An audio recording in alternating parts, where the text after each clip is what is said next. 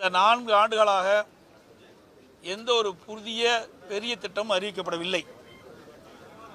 இன்றைய தினம்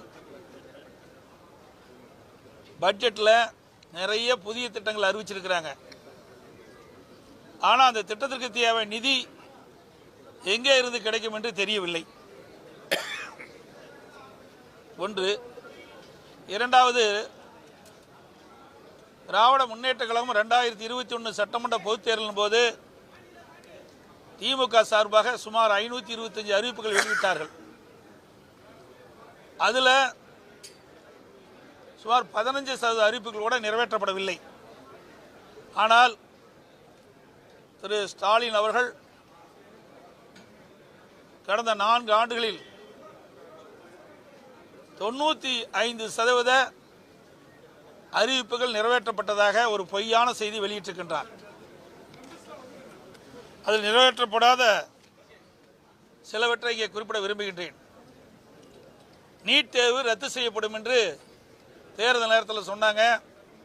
திராவிட முன்னேற்ற கழகம் ஆட்சிக்கு வந்தவுடன் முதல் கையெழுத்து நீட் தேர்வு ரத்து செய்யப்படும் என்று அறிவிப்பை கொடுத்தார்கள்.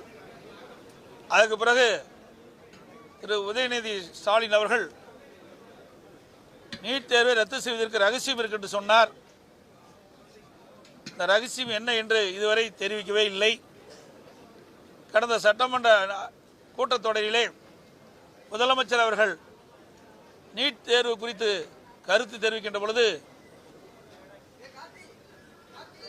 நீட் தேர்வு குறித்து உச்சநீதிமன்றத்திலே வழக்கு இருக்கின்ற காரணத்தினாலே அதை நிறைவேற்ற முடியவில்லை என்ற ஒரு கருத்தை சொல்லி அதற்கு மூடு விழா கண்டுவிட்டார். இதுதான் திமுகவினுடைய அறிவிப்பினுடைய லட்சணம்.